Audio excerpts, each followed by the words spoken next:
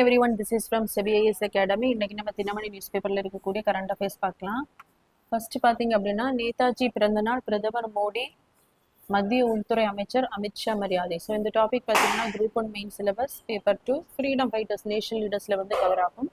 So நேதாஜினுடைய பிறந்தநாள் பார்த்தீங்க அப்படின்னா ஜனவரி 23. ஸோ அதை முன்னிட்டு தான் அவருக்கு வந்து மரியாதை வந்து செலுத்தப்பட்டுள்ளது.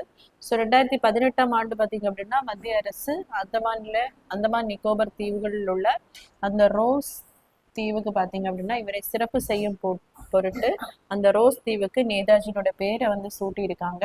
ஸோ அது மட்டும் இல்லாமல் நேதாஜி பார்த்தீங்க அப்படின்னா 1939ஆம் ஆண்டு ஃபார்வர்ட் பிளாக் அப்படிங்கிற அந்த கட்சியை வந்து ஆரம்பிச்சிருப்பாரு. ஸோ காங்கிரஸ்ல தான் ஃபர்ஸ்ட்ல இருந்திருப்பாரு. 1939ஆம் ஆண்டு அந்த பிரசிடென்ட் எலெக்ஷன் நடக்கும்போது ஸோ இவரும் சுபாஷ் சந்திரபோஸ் அவர்களும் பட்டாபி சீதாராமையா.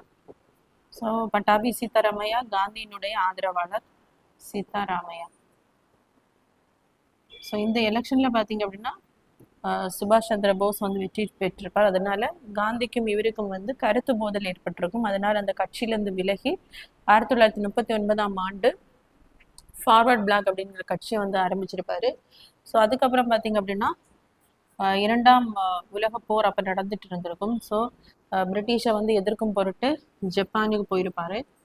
அங்கே போய் இந்தியன் நேஷனல் ஆர்மியை வந்து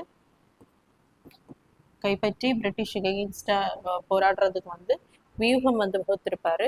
ஸோ இவருடைய முக்கியமான ஸ்லோகம் பார்த்தீங்க அப்படின்னா ஸ்லோகன் தில்லி சலோ,